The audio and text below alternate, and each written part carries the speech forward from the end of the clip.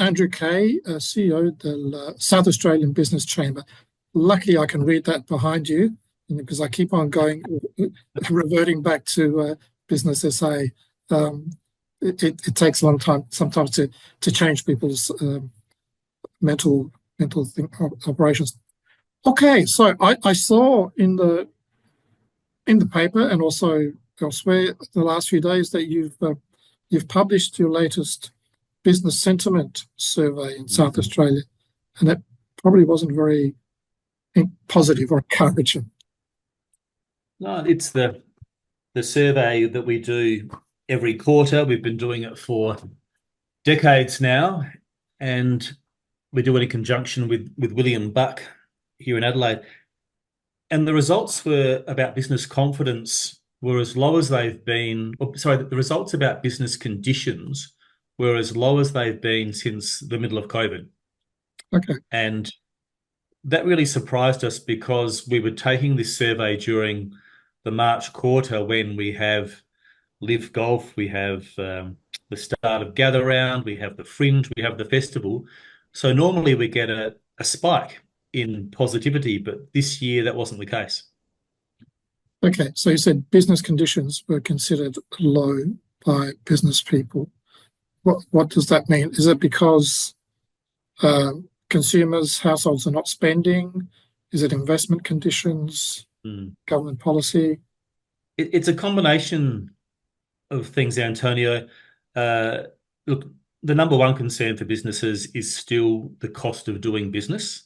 And we've spoken about this before, how households have a cost of living crisis, businesses have a cost of doing business crisis. And when we talk about those things, we're talking about energy costs, wages, cost of the inputs into their business, insurance costs. There's nothing that a business has to pay for that hasn't increased significantly in the last 2 or 3 years. But most interestingly and disturbingly is that the number two issue on businesses' minds at the moment is what they call red tape or compliance or legislation, etc. It was number 4 a couple of years ago. It's now number 2.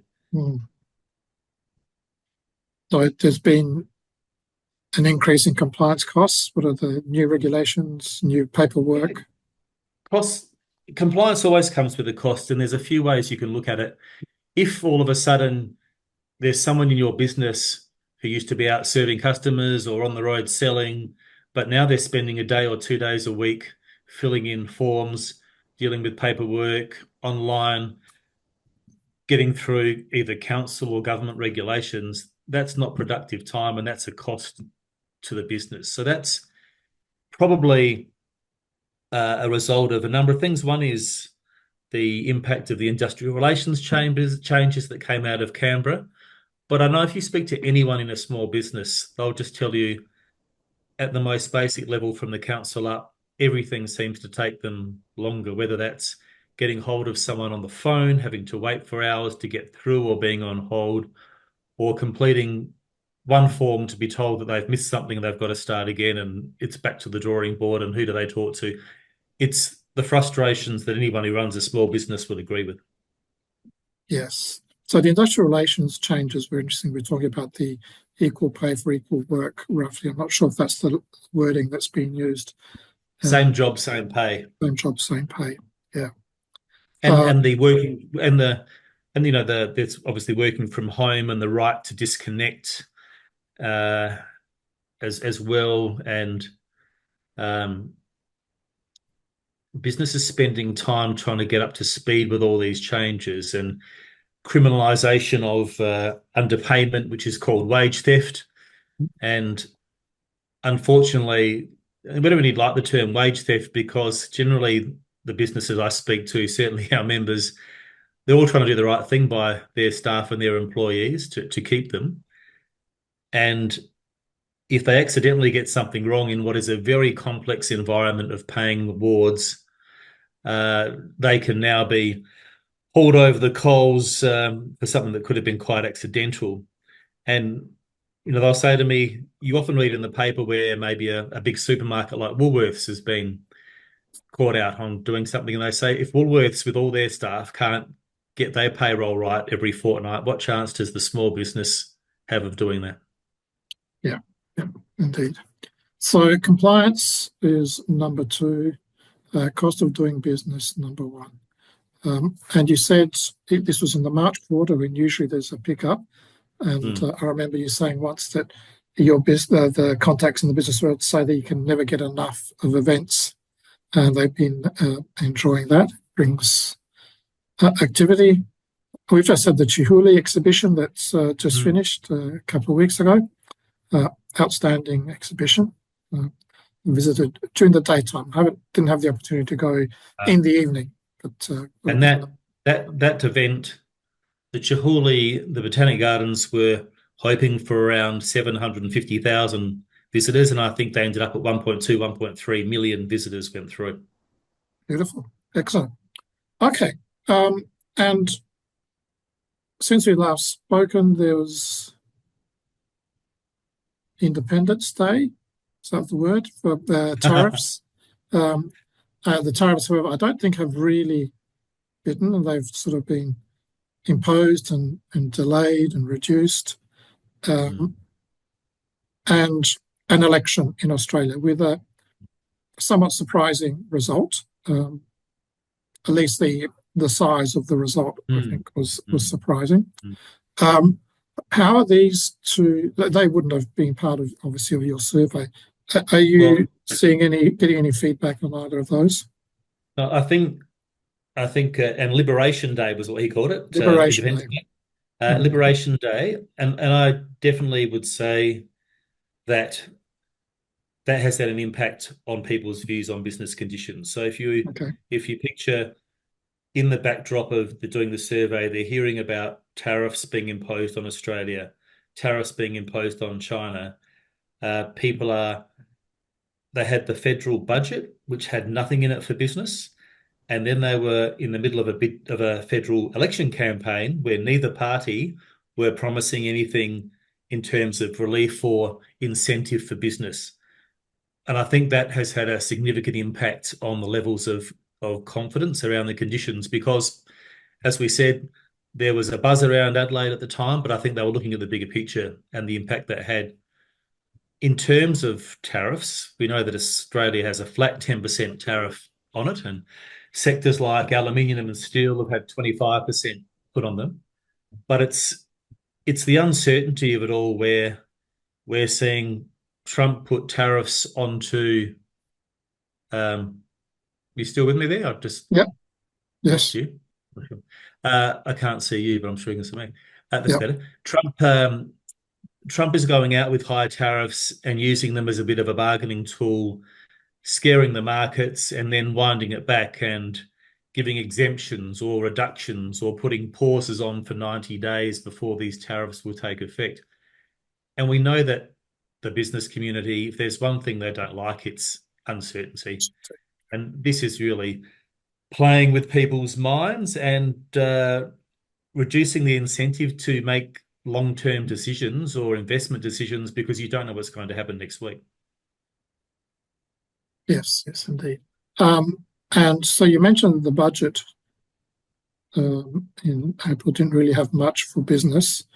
I don't know that there was much more in the election campaign presented by Labor, at least. The Liberal Party's things are not relevant at this stage. We were certainly pushing for the instant asset write-off for small businesses, which was at $20,000. We were wanting that to go to 50 and to be legislated so that it wasn't a political football that was played with before each election or each budget cycle. We wanted it locked in so that you knew every year you could bank on a $50,000 write-off. That didn't happen. The Labor Party post-budget put it in as an election promise to increase to 30,000, but it's not guaranteed year on year. So we'll still be having that same conversation in 12 months' time as to will they or won't they. Yeah. So that's quite a substantial benefit of having to get the tax write-off immediately for not very substantial investments. So it would help mostly small and medium-sized businesses. It would, and you can't buy too much for $30,000 in a business these days. 50 would be better, but knowing that you could take advantage of a sale or something at any time of the year because you can write it off as opposed to waiting to see at budget time or election time whether it's going to be offered again or not is crazy. It's crazy. Yeah. Okay. So, and are there any other positive or negatives that came out of the campaign? Oh, look, I think regardless of which side of politics you favour, having a majority rather than a hung parliament is a good thing in that the government can be ambitious with their agenda and move things through without too much difficulty. And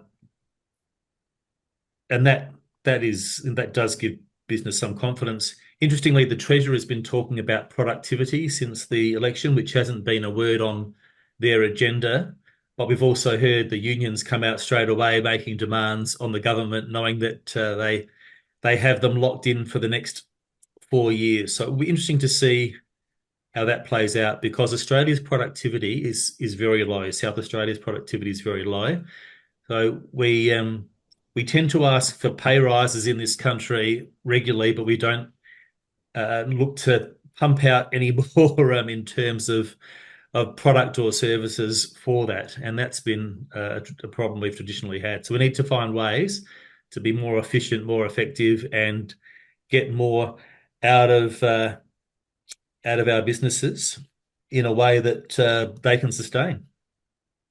Yeah. Okay. So nothing outstanding was promised. There was nothing on the agenda. No. So we'll have to see. And I guess they're going to. I've heard the Treasurer already say they've got the platform, they've got a program that's been presented. To be expecting substantial deviations from that is maybe not realistic. Don't know what he's going to do. Interesting, this focus on productivity, which is important. That's what drives living standards. Absolutely. But yeah, and I don't know that he's articulated what could be the drivers of extra productivity. I guess maybe investing in education can be useful, but don't know if they've. He hasn't, and we don't know what he really means when he talks about productivity.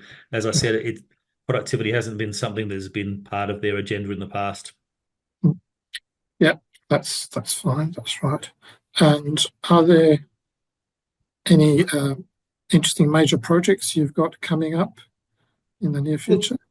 We'll be releasing our election submission to the government in the next, sorry, not election, a budget submission to the government in the next couple of weeks before the state budget in June. And then we'll start to focus on election 2026, which will be March next year. Before you know it, it will be upon us.